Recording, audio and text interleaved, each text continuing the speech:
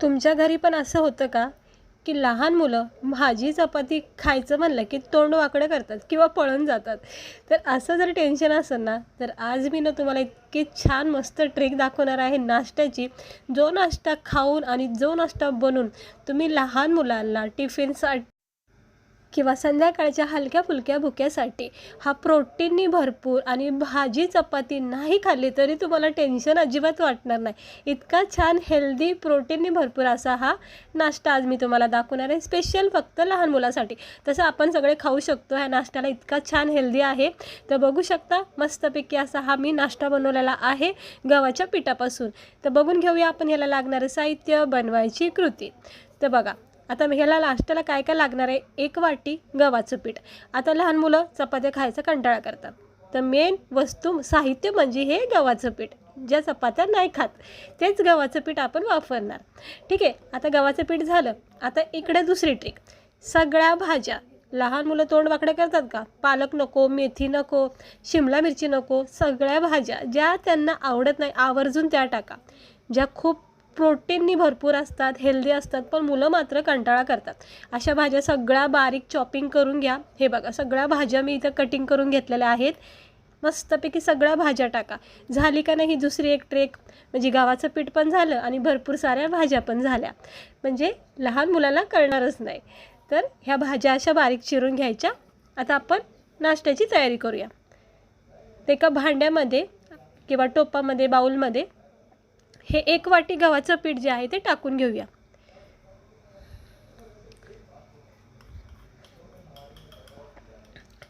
आता 1 वाटी गव्हाचं पीठ मी हे सगळं टाकून घेतलेलं आहे. आणि ह्या ज्या भाज्या मी बारीक चिरून घेतल्यात ना, ह्याच्यामध्ये मी शिमला मिरची, पत्ताकोबी, गाजर, कांदा, टमाटर, कोथिंबीर, थोडीशी पालक हे सगळं टाकायचं. म्हणजे कोथिंबीर मी नंतर टाकते, पण तुम्ही याच्यामध्ये पण टाकू शकता. पालक, मेथीसुद्धा अशी बारीक चिरून टाकू शकता. आता ही कोथिंबीर मी जरा वरून टाकते. बाकी सगळ्या भाज्या एकदम बारीक बारीक चिरून घ्यायच्या मस्त. आता हे सगळ्या भाज्या टाकल्यात. आता काय करायचं, याच्यामध्ये 1 सवा चमचा असं बेसन पीठ टाकायचं. तुम्ही बेसन पिठाच्या ऐवजी ना इथे रवासुद्धा टाकू शकता, 1-1.5 चमचा. तर मी इकडे बेसन पीठ टाकलं. मस्त छान स्वाद येतो नाश्त्याला याने. तर इकडे मी बेसन पीठ टाकले. तिखट लहान मुलं जर कमी खात असतील तर थोडीशी 1-2 मिरच्या इथं बारीक कट करून टाकू शकता, किंवा असं लाल मिरचीचं कूट अगदी चिमूटभर टाकू शकता, फक्त थोडासा नॉर्मल स्पायसीपणा येण्यासाठी. त्यानंतर इकडे आपण टाकणार आहोत थोडेसे तीळ. मी इकडे तीळ टाकले, अगदी थोडा नाश्ता सुंदर दिसतो. ह्याच्याऐवजी तुम्ही जिरे टाकू शकता. थोडासा गरम मसाला, थोडीशी चिमूटभर हळद, सगळं साहित्य अगदी थोडं थोडं टाका.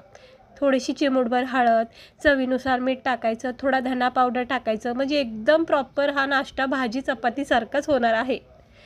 सगळे मसाले वगैरे टाकतो, भाज्या टाकल्यात आणि गव्हाचं पीठ टाकले. आता सगळं साहित्य टाकून झालं, चवीनुसार मीठ टाकलेलं आहे. थोडं थोडं पाणी टाकून हे गव्हाच्या पिठामध्ये ह्या सगळ्या भाज्या, मसाले एकजीव करून घ्यायचं. आता आपल्या सगळ्यांनाच माहिती आहे गव्हाचं पीठ म्हणजे हे थोडंसं चिकट असतं, त्यामुळं जसं जसं पाण्याची आवश्यकता लागेल तसं तसं पाणी टाका आणि असं घट्ट बॅटर भाज्यासारखं बनवा. अजिबात पातळ नको, म्हणजे बेसनाच्या पोळीसारखं असं पीठ नाही मिक्स करायचं. हे अशी थिकनेस पाहिजे. हे बघा, तुम्ही पाहू शकता ना, अगदी असा टेक्स्चर बनवा. अजिबात पातळ नको आहे, थिकनेस पाहिजे याच्यामध्ये, म्हणजे दाटसरपणा पाहिजे. बस याला थोडा वेळ असं ठेवून द्यायचं, म्हणजे चांगलं सेट होतं आणि जरासं सैल होतं पीठ. हे बघा मस्त झालं का नाही सेट. आता पॅन तापत ठेवायचा. तेल, तूप, बटर तुम्ही त्याला लावून ठेवायचं, तव्याला चांगला तापून घ्यायचा. ह्याला 5 मिनटं ह्या पिठाला सेट ठेवायचं आणि मग नंतर नाश्ता करायला घ्यायचा.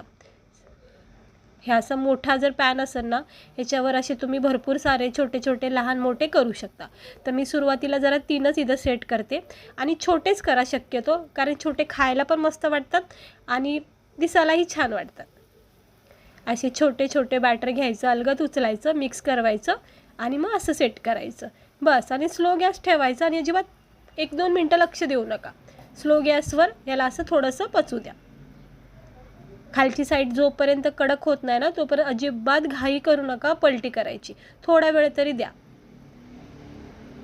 हे बघा, जरा कॅमेरा सेट करून घेते. बस, आता याला असं थोडा वेळ द्यायचं. जास्तीत जास्त सुरुवातीचे 1 मिनटं तरी याला द्या. स्लो गॅसवर आणि मगच पलटी करा. ते पण अगोदर चेक करायचं चमच्याच्या साहाय्याने की खालची साईड ही कडक झाली का नाही. आता मी ह्या साईडून जरा कॅमेरा सेट केला आहे तर जरा नीट व्यवस्थित दिसत असेल. तर हे बघा, हे असं याला थोडा वेळ ठेवायचं, लगेच पलटी नाही करायची. चमचा घ्यायचा आपला छोटा पोह्याचा, त्याने जरा चेक करायचं सुरुवातीला. मी जरा चेक करून बघते. पोळी असो डोसा असो काही असो अगोदर पहिलं कडेकडेनीच चेक करायचं आणि मगच पलटी करायचं. काय होतं याने आपल्याला अंदाज येतो की खालची साईड कडक झाली, म्हणजे नट तुटतं हे पलटी करू शकतो आपण. हे बघा कशा कडा याच्या सुटल्यात ना, म्हणजे कडक झाली खालची साईड. स्लोच गॅस ठेवायचा, अजिबात फास्ट नका ठेवू, नाही तर करपला जाऊ शकतो नाश्ता. बस आता ह्या कडा सुटल्यात म्हणजे ही खालची साईड व्यवस्थित झाली भाजून. पलटी करून घेते आता मी. हे असं हलक्या हाताने, एकदम नाजूक असं हलक्या हाताने याला उचलून असं पलटी करायचं. बस बघा अजिबात तुटला नाही, काय नाही, कसं मस्त व्यवस्थित भाजलं आहे बघा. हे असं सगळे आता हे पलटी करून घ्यायचे आणि पुन्हा एकदा द्यायचे 1 मिनटं 2 मिनटं छानपैकी. हे जोपर्यंत कडक होत नाही ना तोपर्यंत ह्याला असं भाजत ठेवायचं. अगदी स्लो गॅसवर. ह्या नाश्त्याला तुम्ही पाहू शकता अजिबात तेल वगैरे काहीच नाही आहे, अगदी कमी तेलामध्ये इतका छान नाश्ता हा तयार होतो. तर याला असंच थोडा वेळ ठेवायचा, थोडा कडकपणा याच्यामध्ये परत चेक करायचा की हां हे बघा हे असे सुटले ना मग पलटी करायचा. आता ह्याला मी पलटी करून घेते. एकदा हे दोन्ही साईड जरा खालून वरून चांगली कडक झाली की मग टेन्शन नाही राहत तुटायचं. मग तुम्ही हाय फ्लेम थोडीशी वाढवली तरी हरकत नाही, पण सुरुवातीला शक्यतो स्लोच गॅस ठेवायचा आणि थोडा वेळ द्यायचा. बस एवढीच काळजी घ्यायची. आणि हे बघू शकता तुम्ही आपला हा नाश्ता किती छान सुंदर असा गोल्डन ब्राऊन रंग चढायला लागलेला आहे. आणि असं जरा प्रेस करायचं म्हणजे चारी बाजूनी शेकला जातो नाश्ता. खूप छान नाश्ता आहे, खूप सोपा आहे, काहीही टेन्शन नाही. हे असं शेकायचं. तूप बटर जे पण तुम्हाला आवडेल ते तुम्ही याला तव्याला लावू शकता. आणि जास्त तेल नाही काय नाही. बघा एकदम छान नाश्ता झालेला आहे आणि आता चांगला भाजलेला आहे. काढून घेऊया. हे बघा झालं का नाही, एकदम परफेक्ट मस्त सुंदर असा नाश्ता आपला हा तयार झाला आहे. सगळे काढून घेऊया. टिश्यू पेपरवर मी काढून घेते एका साईडला. हे बघा मस्त झाला आहे एकदम छानपैकी. हा सुद्धा आता थोडासा भाजून मग घेते. जर तुम्हाला वाटलं की थोडासा कच्चा आहे तर थोडा अजून वेळ शेकू शकता, तसं काही हरकत नाही, फक्त कडक होऊन द्या. आता मी 2-3 अजून करून घेते. हे बघा हे दुसरेसुद्धा केलेले आहेत 3 आणि हे सुद्धा चांगले भाजलेले आहेत. आता याला चांगलं खरपूस भाजून घेते आणि गरमागरम प्लेटवर आपण याला सर्व करूया. हे झालेले आहेत बघा. हे शेवटचे तव्यावरचे गरमागरम काढते म्हणूनच मी ते चमच्याने टाकते, कारण ते तव्याहून मी जस्ट उतरते. हे बघा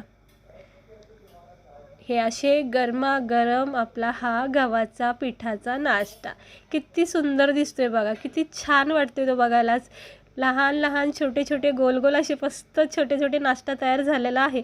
म्हणजे पाहता क्षणी लहान मुलांना एकदम म्हणजे आवडीने उचलून खातील इतका चांगला दिसतोय बघा.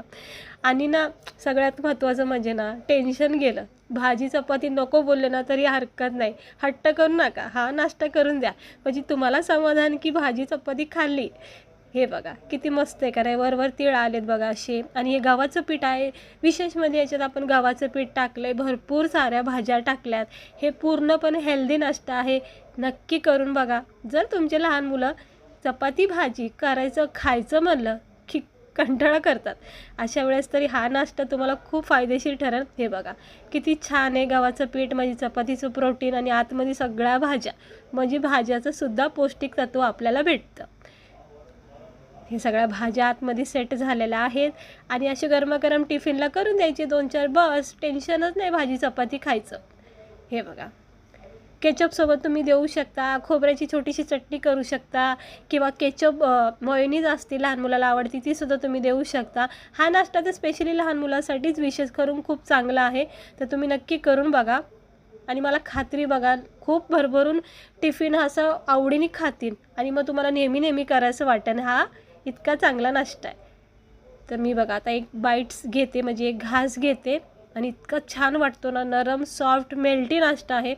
म्हणजे भाज्याचा अप्रतिम स्वाद लागतो. दुसरी गोष्ट गव्हाच्या पिठाचा, बेसन पिठाचा जो फ्लेवर आहे, म्हणजे अक्षरशः असं वाटतं आपल्याला की आपण भाजी चपाती खातोय.